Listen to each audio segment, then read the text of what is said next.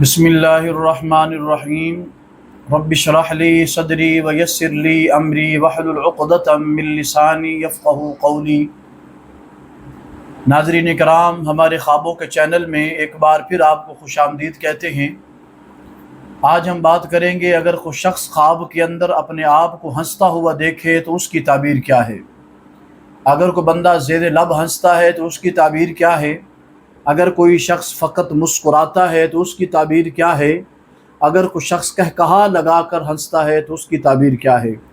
اس کے علاوہ بھی آپ کے ذہن میں کوئی اور سوال ہو یا کسی نے دیکھا ہو تو وہ کمنٹ سیکشن کے اندر ہم سے رابطہ کریں، انشاءاللہ اسے جواب دیا جائے گا۔ ناظرین کرام، خواب کے اندر ہنسنا غم اور اندوہ کی دلیل ہے، جسے مطلقاً ہنسنا کہتے ہیں۔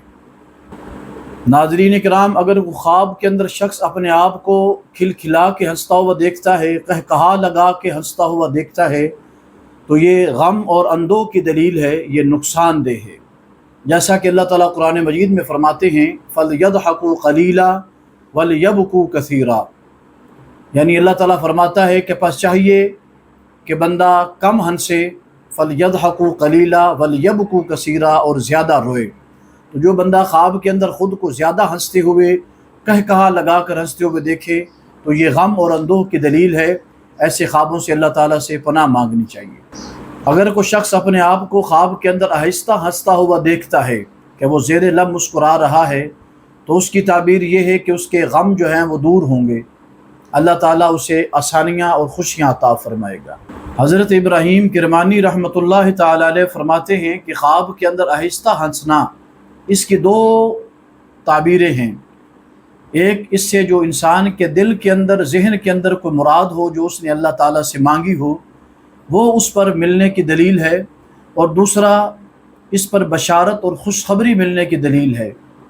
جیسا کہ اللہ تعالیٰ فرماتا ہے فَتَبَسَّمَ ضَاحِكًا مِّن قَوْلِهَا، ہنسنا جو ہے یہ اللہ تعالیٰ کے لیے، اس کے رسول صلی اللہ علیہ وسلم کی سنت بھی ہے مسکرانا۔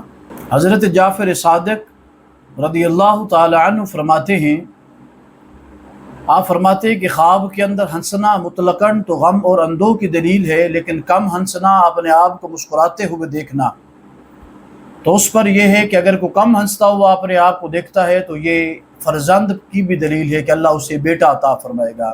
جیسے اللہ قرآن میں فرماتا ہے فَضَحِكَتْ فَبَشَّرْنَاهَا بِإِسْحَاقَ، وَضَحِكَتْ فَبَشَّرْنَاهَا بِإِسْحَاقَ، یہ قرآن مجید کے الفاظ ہیں۔ اور اس پر ایک اور تعبیر آپ فرماتے ہیں کہ اس پر یہ بھی ہے، اگر کوئی خواب کے اندر اپنے آپ کو زیر لب مسکراتا ہوا دیکھتا ہے تو اس کی تعبیر یہ ہے کہ وہ اللہ تعالیٰ کے کاموں پر اس سے تعجب ہوگا۔ جیسے قرآن میں اللہ فرماتا ہے أَفَمِنْ هَذَا الْحَدِيثِ تَعْجَبُونَ وَتَضْحَكُونَ وَلَا تَبْكُونَ، یعنی جو اللہ قرآن مجید میں فرما رہا ہے وَتَضْحَكُونَ وَلَا تَبْكُونَ، قرآن مجید کے دوسرے مقام میں جو اللہ نے فرمایا فَلْيَضْحَكُوا قَلِيلًا وَلْيَبْكُوا كَثِيرًا، تو علماء فرماتے ہیں کہ ان دونوں کے درمیان تطبیق یہ ہے کہ کہا لگانے پر منع ہے، اور زیر لب مسکرانا جو ہے یہ صدقہ جاریہ ہے، اور کسی بھی مومن کے لیے یہ نیک عمل ہے۔ اللہ تعالی ہم سب کا حامی و ناصر ہو۔ وما علینا الا البلاغ المبین۔